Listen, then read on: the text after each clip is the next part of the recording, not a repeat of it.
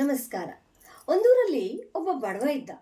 ಅವನಿಗೆ ಯಾವಾಗಲೂ ತನ್ನ ಬಗ್ಗೆ, ತನ್ನ ಬಡತನದ ಬಗ್ಗೆ ಕೀಳರಿಮೆ ಇತ್ತು. ಅದೇ ಚಿಂತೆಯಲ್ಲಿ ಕಾಲವನ್ನು ಕಳೀತಾ ಇದ್ದ.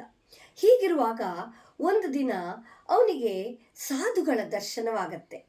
ಆ ಸಾಧುವಿನ ಬಳಿ ತನ್ನ ಕಷ್ಟವನ್ನೆಲ್ಲ ಹೇಳಿಕೊಂಡು ಪರಿಹಾರವನ್ನು ಕೇಳ್ತಾನೆ. ಆಗ ಆ ಸಾಧು ತಮ್ಮ ಜೋಳಿಗೆಯಲ್ಲಿರುವಂತಹ ಒಂದು ಹಸಿರು ಕಲ್ಲಿನ ಮಣಿಯನ್ನು ಕೊಟ್ಟು, ಇದನ್ನು ಹಿಡಿದುಕೊಂಡು ಇಡೀ ಊರು ತಿರುಗಿ ಬಾ, ಎಲ್ಲರ ಹತ್ರ ಬೆಲೆಯನ್ನು ಕೇಳು, ಆದರೆ ಯಾರಿಗೂ ಇದನ್ನು ಮಾರಬೇಡ ಅಂಥೇಳಿ ಹೇಳ್ತಾನೆ. ಸರಿ ಅಂತ ಆ ಬಡವ ಬರ್ತಾನೆ. ಹೀಗೆ ಬರ್ತಾ ಇರುವಾಗ ಒಬ್ಬ ಹಣ್ಣಿನ ವ್ಯಾಪಾರಿ ಸಿಗ್ತಾನೆ. ಅವನಿಗೆ ಆ ಕಲ್ಲನ್ನು ತೋರಿಸಿ ಕೇಳ್ತಾನೆ, ಇದರ ಬೆಲೆ ಎಷ್ಟು ಅಂತ. ಅವನು ಹೇಳ್ತಾನೆ, ಇದರ ಬೆಲೆ 2 ಬುಟ್ಟಿ ಕಿತ್ಲೆ ಹಣ್ಣುಗಳು, ಇದನ್ನು ಕೊಡು, ಬಹಳ ಚೆನ್ನಾಗಿದೆ ನೋಡಲಿಕ್ಕೆ, ನನ್ನ ಮಗನಿಗೆ ಆಟ ಆಡಲಿಕ್ಕಾಗತ್ತೆ ಅಂತ ಹೇಳ್ತಾನೆ. ಆದರೆ ಆ ಬಡವ ಸಾಧುವಿನ ಮಾತನ್ನು ನೆನ್ಪು ಮಾಡಿಕೊಂಡು ಅದನ್ನು ಕೊಡದೆ ಮುಂದೆ ಸಾಕ್ತಾನೆ. ಹಾಗೆ ಮುಂದೆ ಹೋದಾಗ ಒಂದು ಬಟ್ಟೆ ಅಂಗಡಿ ಕಾಣಿಸುತ್ತೆ.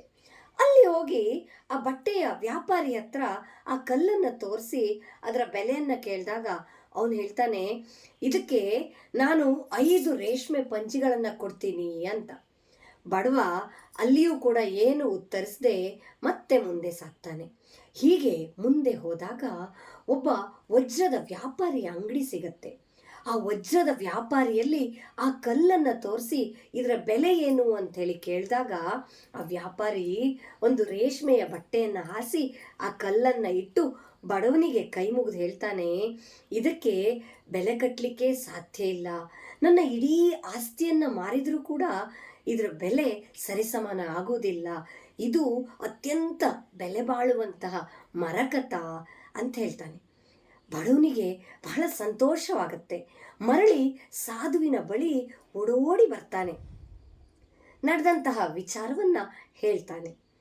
ಆಗ ಸಾಧು ಹೇಳ್ತಾನೆ, ಹೌದು, ನಿನ್ನ ಜೀವನವೂ ಕೂಡ ಅಮೂಲ್ಯವಾದದ್ದೇ, ಆದರೆ ನಿನ್ನ ಜೊತೆ ಇರುವಂತಹ ಜನರು ನಿನ್ನ ಬೆಲೆ ಗೊತ್ತಿಲ್ಲದೆ ಅವರ ಬುದ್ಧಿಗೆ ತಕ್ಕ ಹಾಗೆ ಬೆಲೆಯನ್ನು ಕಟ್ತಾ ಹೋಗ್ತಾರೆ.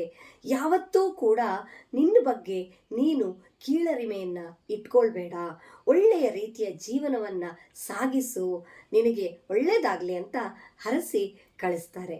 ಬಡವ ಬಹಳ ಸಂತೋಷದಿಂದ ಮನೆಗೆ ಬಂದು ಕಷ್ಟಪಟ್ಟು ದುಡಿದು ಒಳ್ಳೆಯ ಜೀವನವನ್ನು ಸಾಗಿಸ್ತಾನೆ.